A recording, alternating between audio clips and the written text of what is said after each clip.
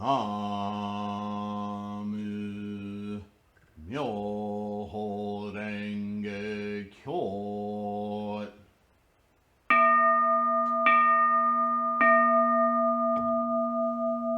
Namu Myoho Renge Kyo.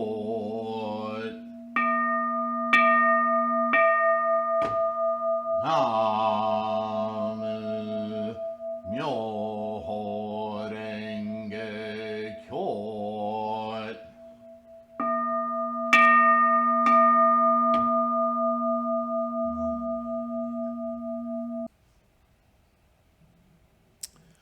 Hello, everyone. Namo Myoho Renge Kyo. So happy that you're here. We're going to continue with the Gosho, the second part of the Gosho, on revealing the spiritual contemplation, and now the most venerable one, which, if it hasn't become obvious yet, is Buddha. I was asked a question, very time-appropriate question.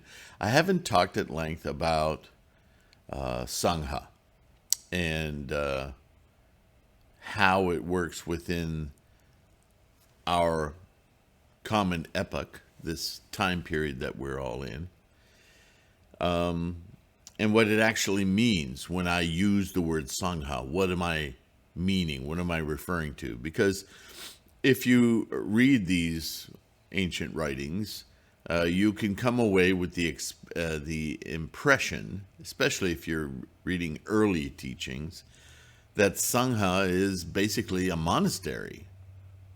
So let's talk about Sangha for a moment. I want to read just the first paragraph of this chapter 7 of our Gosho, Propagators of the Lotus Sutra in the Latter Age, because I think it sets the stage for this discussion. Question: what does send a messenger back mean in this sutra? Answer: the messenger refers to the four reliances, or the four ranks of bodhisattva teachers whom people turn to for guidance after the death of Shakyamuni Buddha. There are four kinds of messengers. First, there are the bodhisattva teachers of the Hinayana Buddhism. They would mostly appear in the first 500 years of the age of the true Dharma.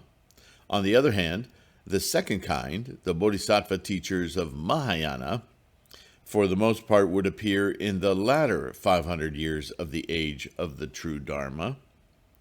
And the third kind, bodhisattva teachers of the theoretical section of the Lotus Sutra, would appear mostly in the 1,000-year age of the semblance Dharma, and partly in the beginning of the latter age of the generation. And the fourth kind of bodhisattva teachers of the essential section of the Lotus Sutra, namely those numerous bodhisattvas who had appeared from underground, you and I, would surely appear in the beginning of the latter age. And so I'll take a pause there for a moment to talk about Sangha. Sending a messenger back is a rhetorical device, meaning that a true teacher should be bringing insight and enlightenment to us via the communications of Shakyamuni Buddha, keeping this line of communication, this transmission of the law clear, accurate, right? So in Shakyamuni's day, some 3,000 years ago, in order to start teaching these evolutionary steps of mind for people to understand how their minds work so that they can then grasp enlightenment, the early teachings had lots and lots of rules, because you had to take this basically wild horde of human beings who were used to believing in all sorts of magical things and applying universal forces to their every urge, you had to get them to start to focus in on what was going on in their minds. And so things like no sex, no interactions with females at all, not even eye contact, all of the things that create uncontrollable urges in men, because that's predominantly who he was teaching, right? To try to teach the women had all kinds of political problems, let's just say. So he was teaching men. And in order to get men to focus, stay focused, he had to isolate them. There was no, right? There was no internet. There was no phones. There was no emails or fax machines. There was no way for people to communicate. And most people didn't, if they had any skills of reading and writing, they were pretty rudimentary. Even in our more modern age, some of you may remember pen pals, right? And we could have intimate conversations with people on the other side of the globe through written letters. Of course, there would be a tremendous time difference, but still we were sharing and becoming intimately closer, knowing another mind and exploring our own mind, a pen pal, right?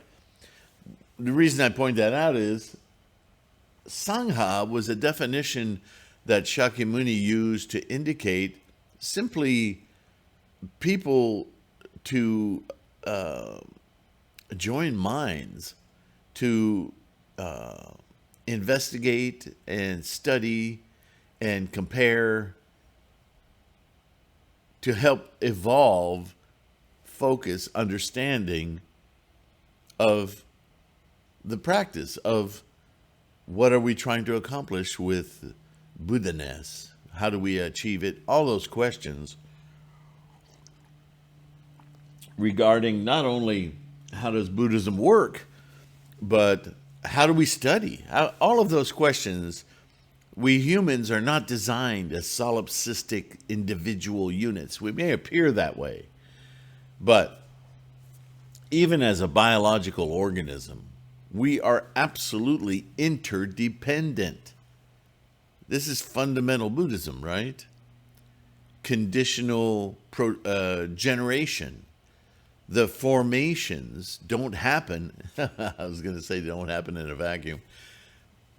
Science aside, for a formation to even exist, right? Karma, action on energy, karma.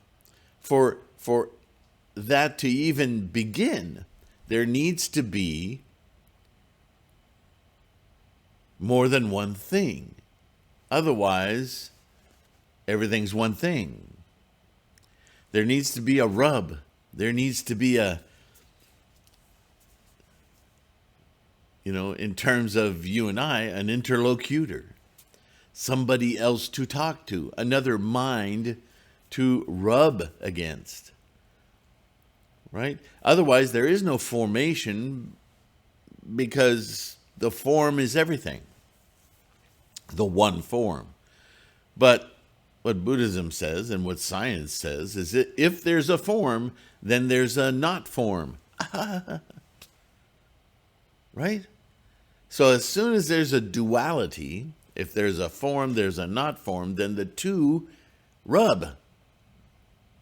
And inevitably, the not form and the form take on a variety of oppositions and cooperations. But even if they're oppositions, they're intermingled, they're entangled, as we would say in quantum, right?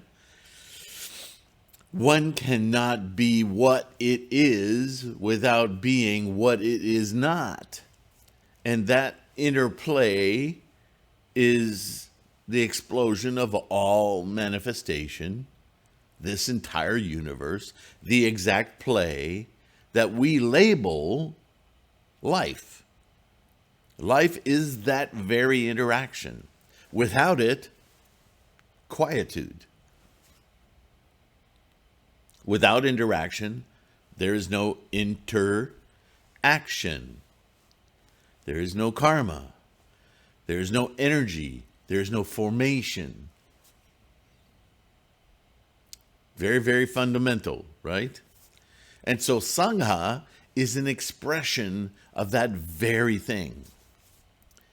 Without interaction of minds, there is no realization, because if you have no stimuli, then why is there even an urge to do anything? Just cease. And that's the whole equation of life. Interactions arising, lights go on, and then there's no reason for that particular thing to exist any longer, so it just goes away.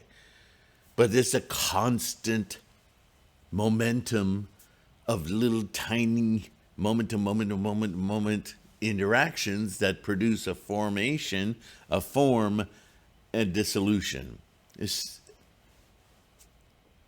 That's the cycle. It's incredibly fast. And the cycle exists in, we can map out longer cycles of interdependent reactions and manifestations over time. And we call that a lifetime. Yeah? So all of this is to talk about Sangha. Now, as Buddhism, as Shakyamuni's teachings took on more and more evolved analysis leading to the Lotus Sutra, more and more of those rules and precepts were pushed aside. We don't need those anymore. You know enough about your mind now to exercise some self-control. Many of us in our younger years in school and were intimately familiar with the subject of self-control, because even as a society, as it evolves, we have to say, okay, this kind of human behavior, not a good idea, not societally acceptable, not good for the whole, not even good for the individual. We need to kind of pull that back. You can't just indiscriminately go jump on people and have sex with them. We just, it doesn't work that way anymore. It doesn't produce long-term good results. Let's force people to be in monogamous relationships. That'll solve it. Well, that's run its course too, and it still works in many instances, but even anything else outside of marriage, for instance, is still an exercise in our social upbringing, our cultural realities of self-control vis-a-vis commitment. Right? We don't just do something for a moment and then forget about it. If there's going to be any good long-term result from an activity, then it needs to be repeated, which means that other things need to be avoided.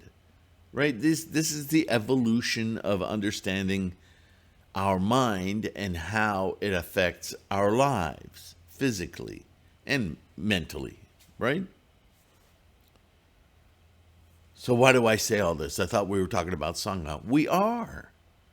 We're talking about the evolution of minds that understand, A, their role amongst others, their respectful role amongst others, the dignity of doing that, the value that it inculcates into an individual life as well as a societal life, both at the same time, right? Like minds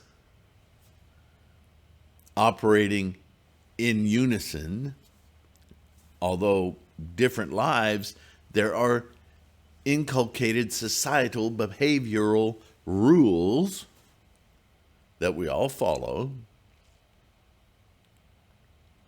And more, that thing that began with Shakyamuni about cloistering in order to really practice without interruption, without distraction, starts to move into society itself, doesn't it? And when it's not working, we throw people in a jail, a prison, ipso facto kind of mandatory monastery, don't we?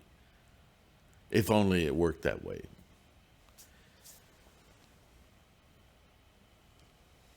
So the device is still there.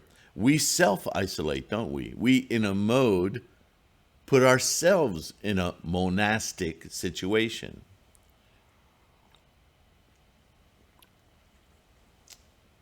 You could say that sitting in front of our Butsudan, our encapsulated, respectful, dignified altar of respect and reverence for our enlightenment, is a monastery of self.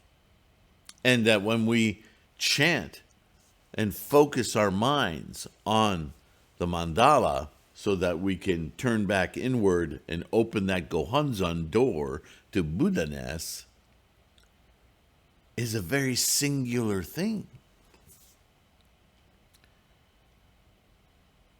But if we do that singular thing with others who are doing that singular thing, we can share a unity of Sangha, Itai Joshin, many in body, one in mind. Now, in this latter age, with the communication avenues that we have, instantaneous, right? Emails, texts, let alone phone calls. Something like YouTube comes along in the social media platform world, and it connects us. The very basic understanding of Sangha. Now, I'm going to leap beyond that because I think you all got that thread. And I'm going to go back to the Lotus Sutra, and I'm going to talk about bodhisattvas rising up from the earth. And I've taken the Sangha analogy all the way to that, because bodhisattvas rising up from the earth isn't some spectacular mystical event that happened 3,000 years ago in a sermon. The purpose of that sermon, the meaning of that sermon, if you're not just glued to the words, is that there would be in a future age, right, the age of degeneration, some 2,500 years after the passing away or the extinction of Shakyamuni, future bodhisattvas, future people rising in the future from the ground, from this earth, has spawned bodhisattvas. It didn't spawn ignorant people. It spawned people who are born into the knowledge of Buddhism. Whether they practice it or not, you and I practice it or not, we are part of this Sangha. We may be ignorant parts of the Sangha. We may be educated parts of the Sangha. Well, I'm not talking stupid or smart. I'm talking about knowledgeable about this practice.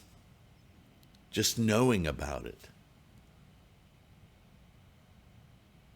Just like the early practitioners of Buddhism would commit to a life of investigation in a monastery, completely ignorant of what they were going to learn,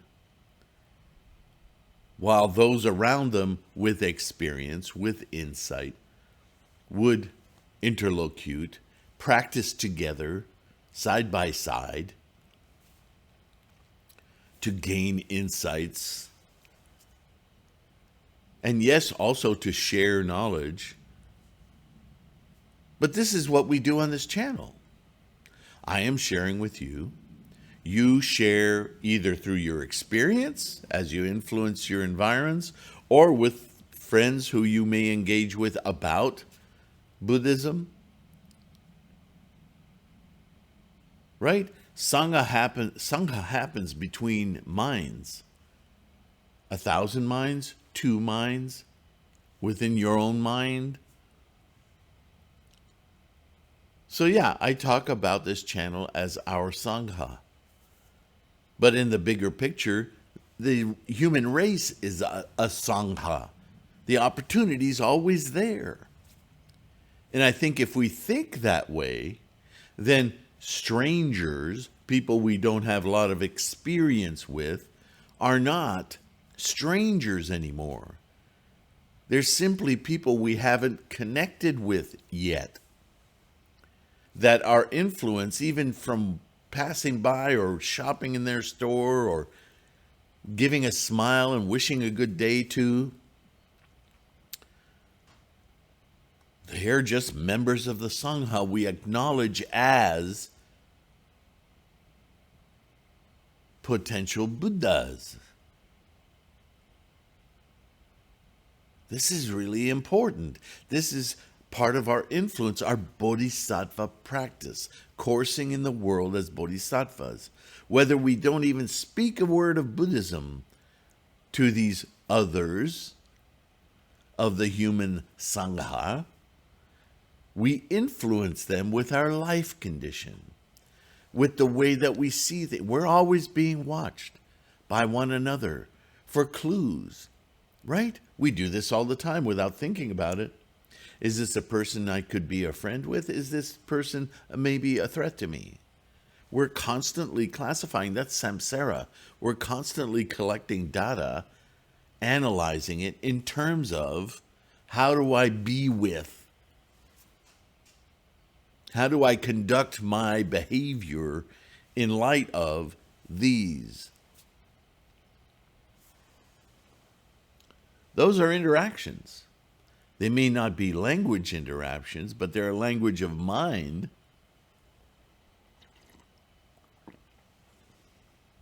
So when I say to you, comment, when you read a comment from someone in a different country on the same video podcast that you watched, are you not interacting with their mind? It may not be extemporaneous, just like being a pen pal. You don't know what he or she will think of all this stuff that I've written down.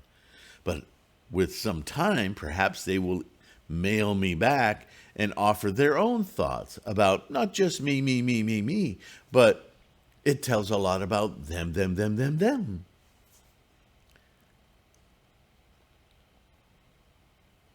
This is an interaction. This is like minds. This is many in body, acting with one goal. Does that make sense?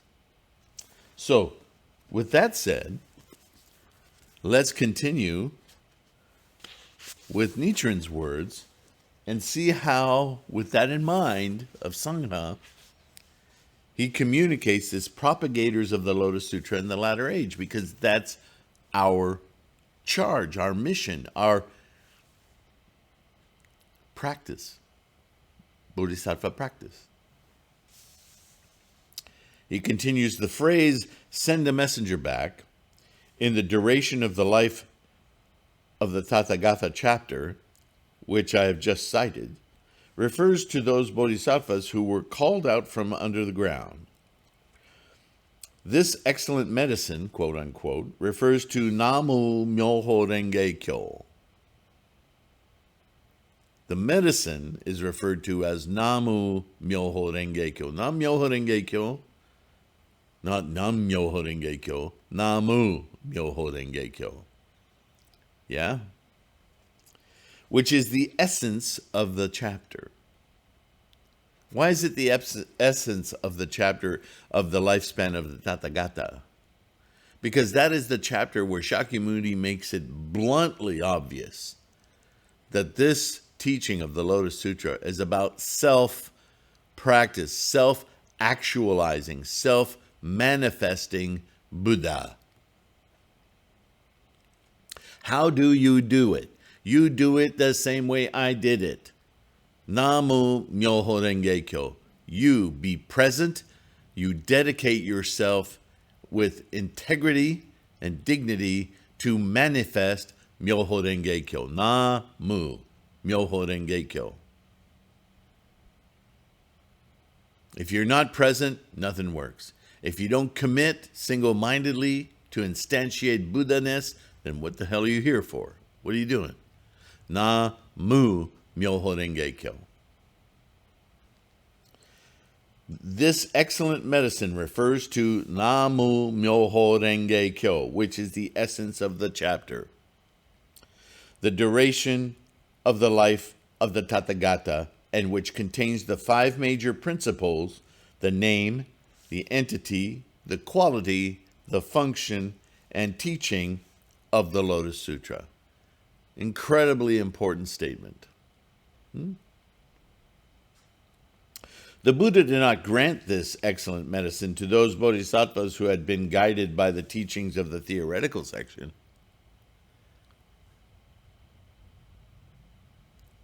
Much less to the bodhisattvas from other worlds, other realms. You see how the metaphors are mixed here. He's talking about teachings, earlier teachings, pre-Lotus Sutra. Those bodhisattvas, great people, they're teachers of the law, but not of Myoho Renge Kyo. They haven't reached that pinnacle yet. And in his sermon, Shakyamuni did not give them the responsibility for spreading the teachings far and wide in the future. You guys are doing a good job, but I need people, I need to reach into the future and have that inspiration, that motivation for attainment happen in future times. And those bodhisattvas aren't here yet. They will come. And built on the efforts of you guys right now. I'm not dismissing you guys. I'm just saying for the future generation to understand, the teachers must come from that generation. And they will manifest from a mind that knows.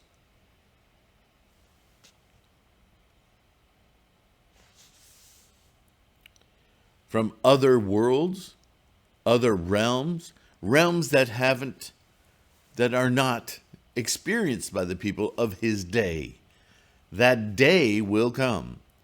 That experience will come. And in that experience, that knowledge, that future soup of the mind will have the awareness to teach to those who have that awareness capacity, which doesn't exist right here as I teach this sermon. Bodhisattvas springing up from the ground, just like the lotus flower. It grows from a seed and then expresses itself as it spreads its seed, a very circular thing throughout Buddhism, right? The 21st chapter of the Lotus Sutra, The Supernatural Powers of the Tathagata, says, quote, "Thereupon those bodhisattvas who had sprung up from the underground, as numerous as the dust particles of 1,000 realms," are we as numerous as dust particles from 1,000 realms? I think so. All almost 8 billion of us. "All wholeheartedly pressed their hands together in reverence of the Buddha, looked up to the noble countenance of the Buddha, and said to him, 'World-honored one, we will propagate this sutra after your death in the lands of Buddhas in manifestation, and in this world from which you will pass away.'"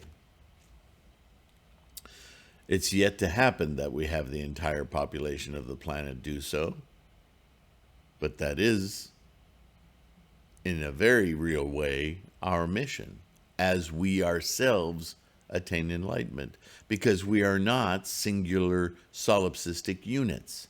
We cannot attain Buddhahood without influencing everything around us. And if enough of us influence everything around us as we ourselves attain enlightenment, it is inevitable that this spreads throughout the planet. It already is. Look at how Buddhism has grown since World War II, World War I, or the modern era. Yeah? Tendai offers an interpretation of this in his Words and Phrases of the Lotus Sutra. No bodhisattva other than those who had sprung up from the underground made this vow to the Buddha. In other words, the commitment is innate in us. In this day and age, the commitment to enlightenment is in every every sentient mind. Whether we work on that, develop that, actualize that, that is the question. That is what the practice is for. To accomplish, to invoke, to engage and experience that which is innate, that vow.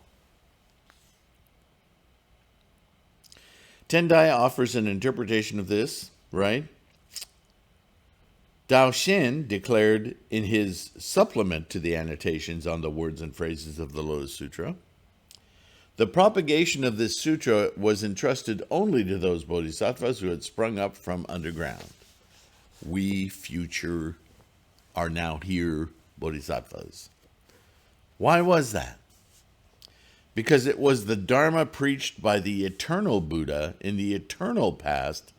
The task of preaching it was entrusted to those who received his guidance in the eternal past. So remember, this is a sermon talking about time, the expanse of time. And that at some time in the future, 2,500 years from now, 3,000 years from now, people's capacity will be innately capable of simply instantiating this mind, this state of mind. They will need guidance. They will need someone to point that out. Who is that somebody? Or that state of mind that can do that? It is the bodhisattva. The bodhisattva is not a human per se, not a John, a Paul, a Betty, or Joan. The bodhisattva is the state of mind that is aware of Buddha-ness and influences those around them with Buddha-ness to attain the same thing, Buddha-ness, their Buddha-ness, their experience, their path, their ability of Buddha-ness. Is that not the Sangha? Many in mind, one in body. You see, Sangha is a huge, huge word. And although at the beginning of his teachings, Shakyamuni reduced this to just having a good friend. How many times have you heard that from Nichiren's writings, other writings? A good friend. A good friend is someone who supports your best, your highest dignity, your best expression of a sentient being, which is what? Buddha-ness. Love, dignity, community. Right? Still, Bodhisattva Manjushri is a disciple of the immovable Fudo Buddha of the Golden World in the East. Avalokitesvara is that of the Buddha of infinite life in the West. Bodhisattva Medicine King of the Sun, Moon, Pure, Bright Virtue, Buddha, and Bodhisattva Samantabhadra of the treasure tower virtue Buddha. These bodhisattvas have come into this world solely to assist Shakyamuni Buddha in carrying out the work of his ministry, of his teaching, of his enablement of others to do as he did. They merely represent bodhisattvas who appeared in sutras preached before the Lotus Sutra or in its theoretical section, and who did not possess the great dharma of the essential section. Now, I'm going to point something out again that's really, really the subtext of this sentence. I mean, there's a meaningful point Nichiren is making about the extent to which these bodhisattvas are able to assist others, to assist Shakyamuni Buddha. In the last sentence of the paragraph, how can they qualify to propagate it in the latter age of degeneration? Because by then, in the future, the teachings that they are masters of and teaching to others will not accomplish Myoho Renge-kyo. They fall short. Not because of they're bad, but because the time isn't right yet. But back to the point I was going to make, they merely represent bodhisattvas who appeared in sutras such as before the Lotus Sutra. How many times have I repeated myself about these elaborate names? Moon Pure Bright Virtue Buddha, Medicine King Bodhisattva is a disciple of this Buddha, and the Bodhisattva Samantabhadra being a disciple of the Treasure Tower Virtue Buddha. They're personages, they're developments of mind, capacities of mind. They're not actual people, right? So there it is, in print. I'm not making it up, right? The supernatural powers of the Tathagata chapter continues, quote, thereupon the world-honored one, so on and so forth, revealed his great divine powers before all the masses, stretching out his broad tongue, his teachings, and broad and long tongue, until it reached upwards to the Brahma heaven, out of sight, revealed his great divine powers before all the masses. Likewise, all the Buddhas who were seated on the lion-shaped thrones under the jewel trees, the towers, in all the realms in the universe, also stretched out their broad and long tongues. This is a universal teaching, not just for us earthlings in this little solar system around our sun, but the entire corpus of the universe. All of those realms. Yeah?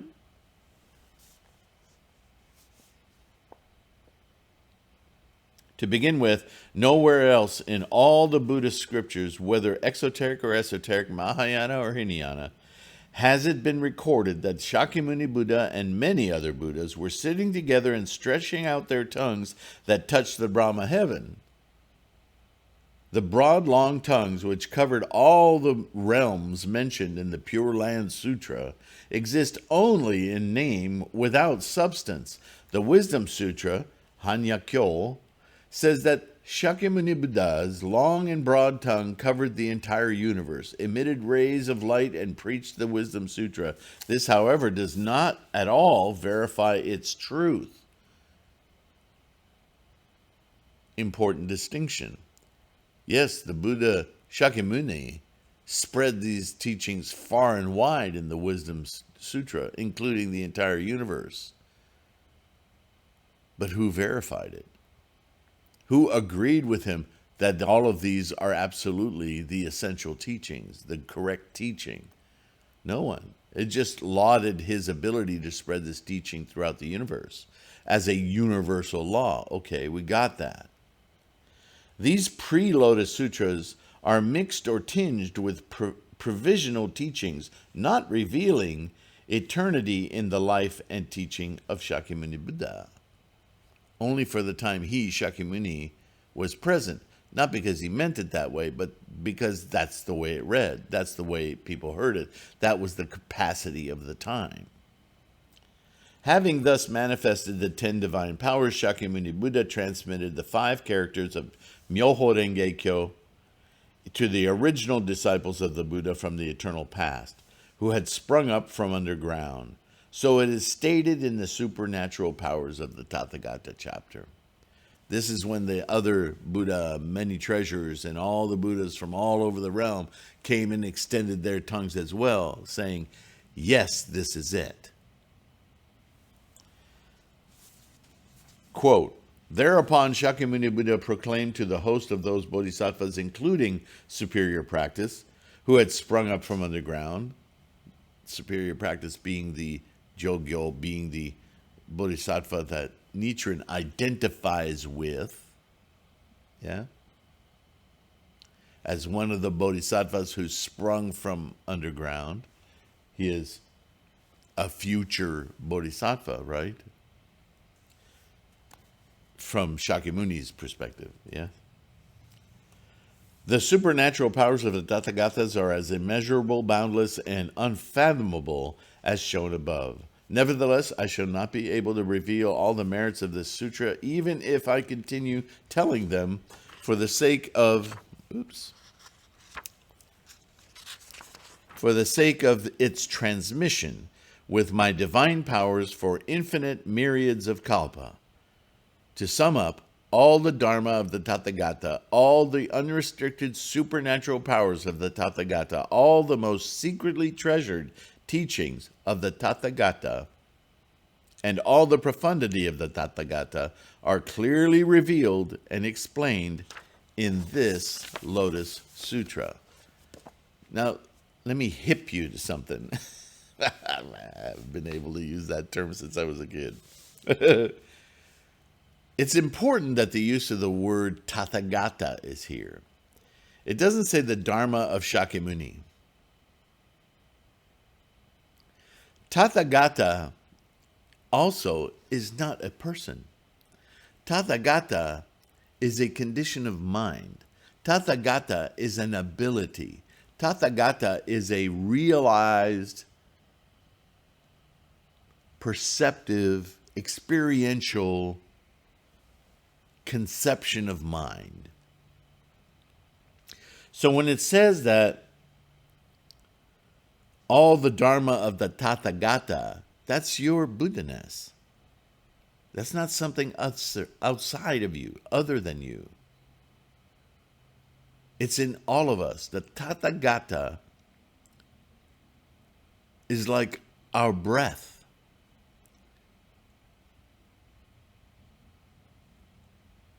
All the unrestricted supernatural powers of the Tathagata, your Buddha-ness, all the most secretly treasured teachings of the Tathagata,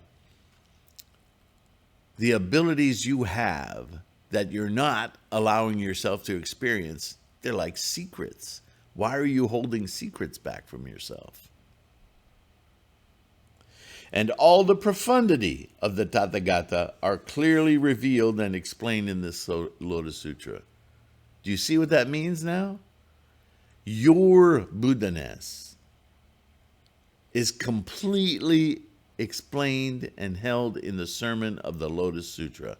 Your emancipation, your enlightenment, your awakening, your Buddha-ness, and your ability to be hip to it, be aware of it, experience it, is fully described, fully indicated, fully supported, fully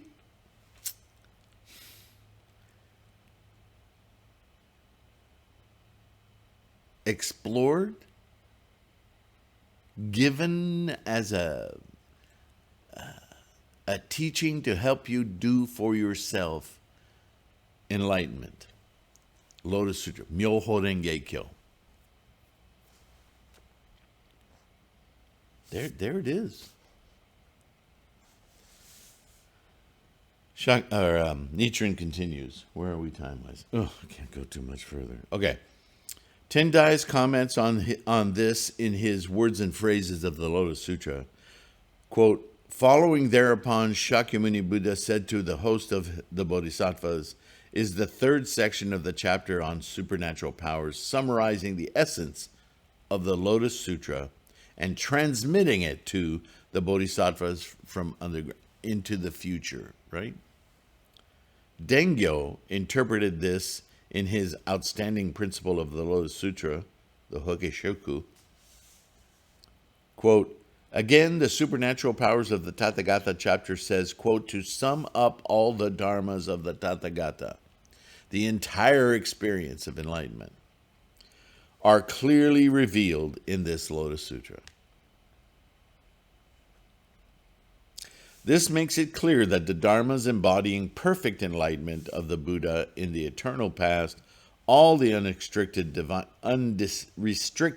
powers which the Buddha attained in the eternal past, all the teachings in which the Buddha's perfect enlightenment in the eternal past is most secretly treasured, and all the profundity which the Buddha attained in the eternal past are all clearly revealed and explained in this sutra.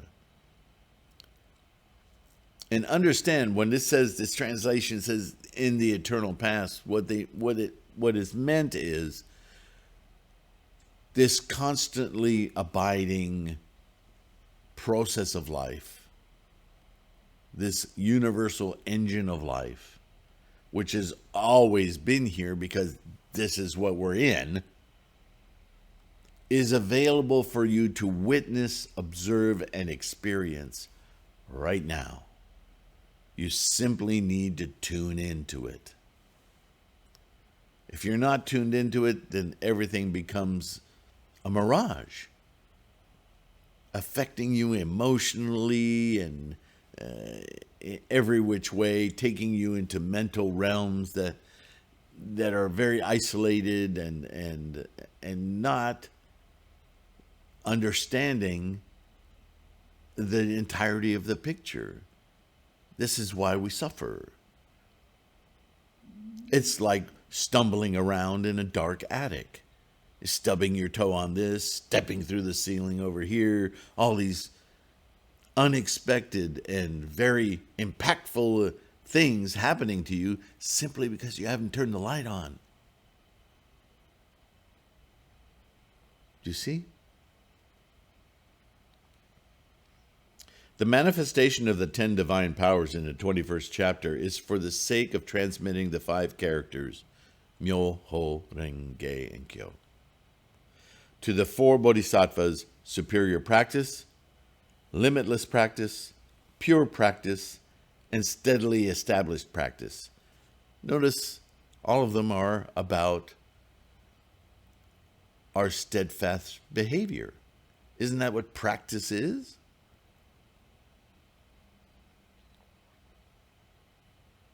Are we not a Nichiren Sangha? Are we not a Lotus Sutra Sangha? Are we not Shakyamuni Buddha's Sangha? Representing the host of bodhisattvas who had sprung up from under the ground, the first 5 powers are said to be for those during Shakyamuni's lifetime, and the last 5 for those after his death. Upon re-examination, however, we see them as all applicable for those after the death of Shakyamuni Buddha. Therefore, a passage of the same chapter, following the one cited above, reads, quote, because bodhisattvas from under the ground vowed to uphold this sutra after the death of Shakyamuni Buddha, Buddhas with joy displayed immeasurable divine powers. That's us. Furthermore, I'm just going to finish this chapter. Furthermore, the following chapter, Transmission, declares, quote, thereupon Shakyamuni Buddha rose from his throne, demonstrating his great divine powers, placing his right hand on the heads of immeasurably large numbers of bodhisattvas. That's a big hand. He said, now I will transmit this dharma to you. Another way of saying that, now you can all realize the same exact thing that I have. it's specific, Shakyamuni Buddha, the man who's attained Buddha, is now spreading throughout all the minds. The laying of the hand on the heads of bodhisattvas is like a Vulcan mind meld. All these minds, now and in perpetuity, through the future, time without beginning or end, understand that this Buddha-ness that I, Shakyamuni, have attained is in all of your minds. You are the same as me.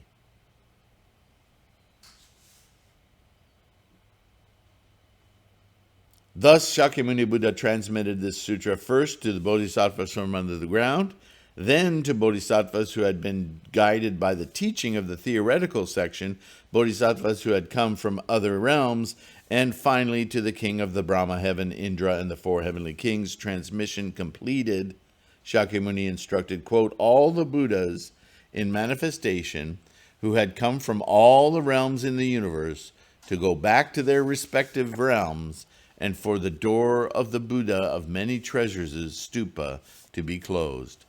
Because that's it. We all have the capacity to awaken our Buddha-ness. The remainder of the Lotus Sutra, starting with the 23rd chapter, Previous Life of the Medicine King Bodhisattva, and such sutras as the Nirvana Sutra, represent a retransmission of this sutra, after bodhisattvas from the underground had left by the Buddha, to bodhisattvas of the theoretical section and those from other realms to spread in the future. This is like gleaning. Now that you all know this, you all can you propagate this. No limitation. So that's the end of that chapter. Next chapter, salvation for those in the latter age. I don't like the word salvation, but translations, right?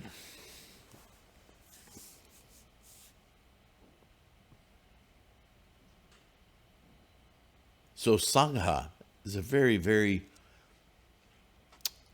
multifaceted word. In a simplistic way,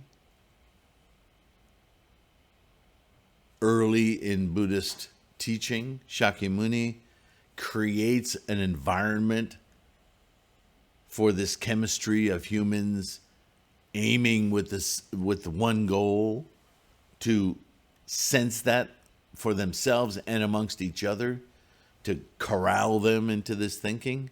But the monastery doesn't last. That goes away. It certainly goes away as the definition of Sangha.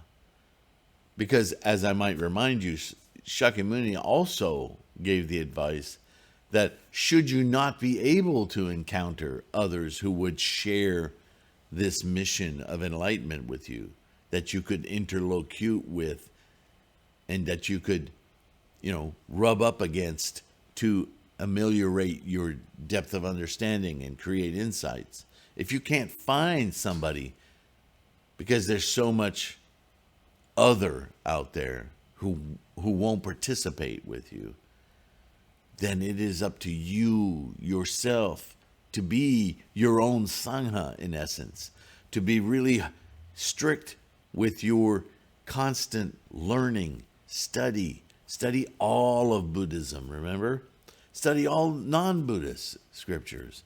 Of course, at the time, that wasn't inclusive of everything going on the planet, but it was meant that by studying anything with respect and dignity for their methods of inner enlightenment, that the singular truth, the fundamental truth, would bubble up. It would become obvious unless you stop. If you stop with any particular teaching, then you're stuck. You'll never see beyond it, and you'll falsely believe that you found the answer. And we don't want that. We don't want to delude ourselves. We're trying to get out of delusion. So confident was Shakyamuni Buddha that he had found that answer, that universal, singular answer, they basically challenged you. If you practice this and you have doubt, then you have not studied enough. Because the more you study, the more you'll come back to this and go, yeah, I know. It's been there all along. It's your own stubbornness and your attachment to delusion that keeps you from your enlightenment. That's the whole ball. And so here's the way to unglue yourself. Just do this. Chant Namo Myoho Renge Kyo. Study. Attain that Buddha nature which is already extant. And walk the world with that in mind. Your life would be immeasurably improved. Slowly, whatever struggles you're dealing with, limitations you're dealing with, obstacles you're dealing with, they will change form. They will become supports. They will simply disappear, whatever. Shakyamuni was saying, me as a human being, I cannot see all of the varieties and various constructs of your karma. It's too immense. Only as a Buddha, when I'm enlightened, can I see with clarity, oh, this is why. That's how. This is what. Just don't do that. You don't have to. Now that you see it, it's very easily avoided.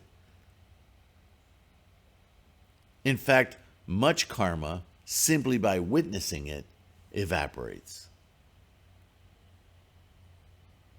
And so all you need do is invoke your Buddha-ness. And you will live your maximal life. You will manifest your full potential, life-affirming potential. Yes? Namo Myoho Renge Kyo. Thank you for listening. I know this one was a little bit long, but I think it was really important. Thank you for being here. Thank you for listening. Thank you for, please, subscribe. Like, subscribe, or dislike, but subscribe. Use the comments section to let me know what your thoughts are, to share your thoughts amongst the Sangha. Yeah. And I will let you go. I will see you in the next one. Promise. Bye for now.